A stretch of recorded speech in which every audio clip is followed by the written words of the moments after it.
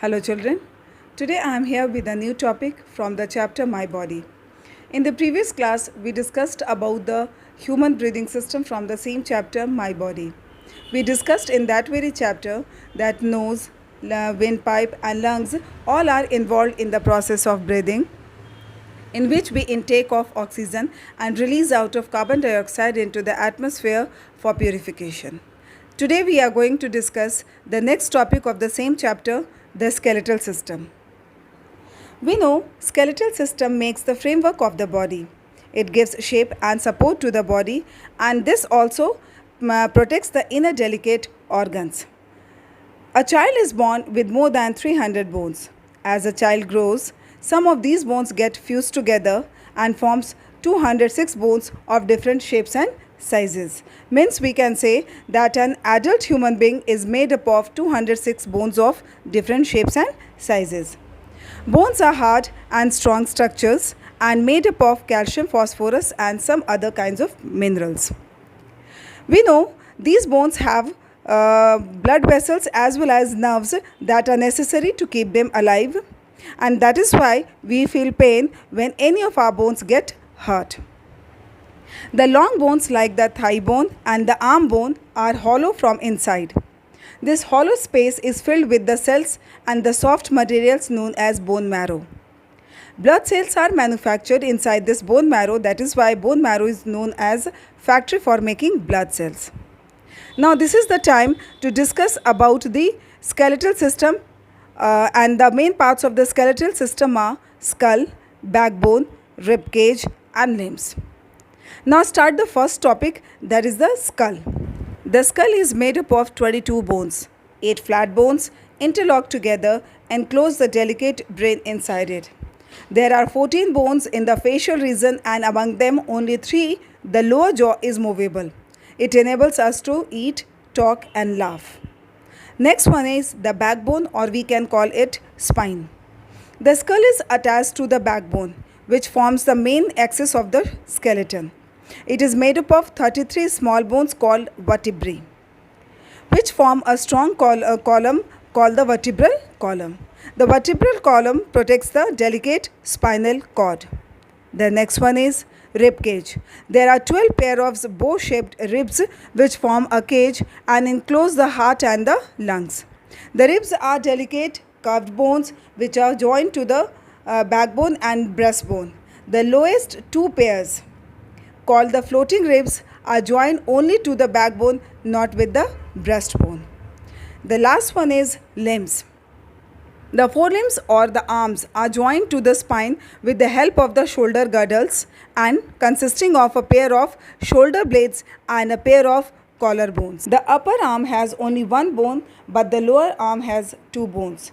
The hand has many small bones in the palm and fingers.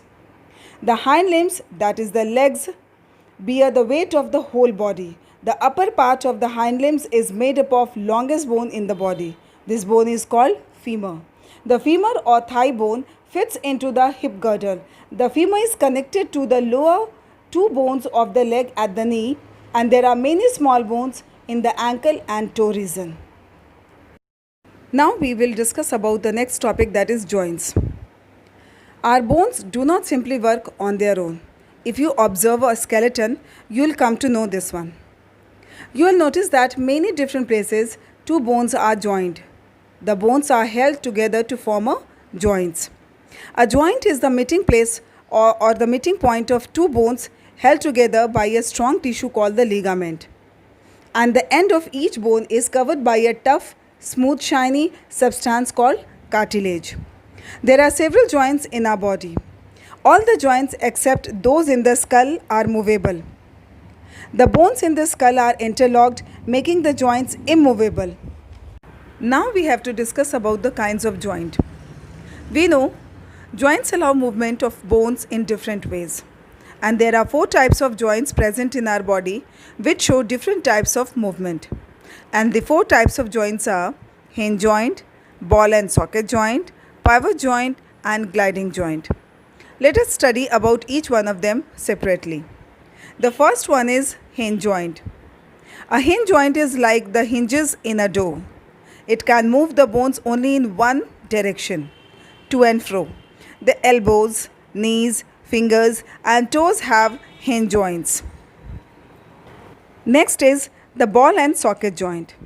A ball and socket joint allows maximum movement as displayed by the ballet dancers. One bone that ends in a ball fits into the socket of another bone. Hip and shoulder joints are of this type. Next is pivot joint.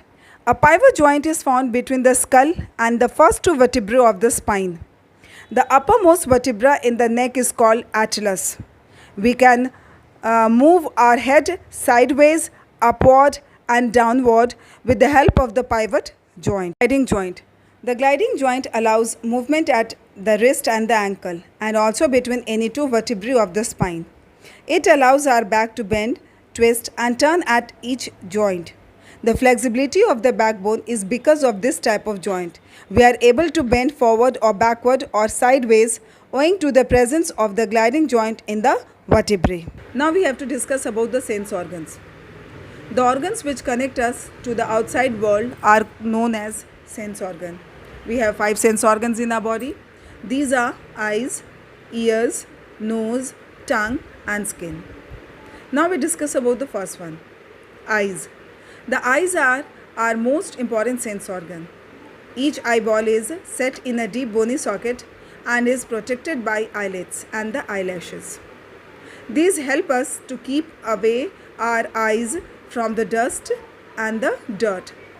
In front portion of the eye, there is a circular transparent area called cornea, and the colored circle in the eye is called iris.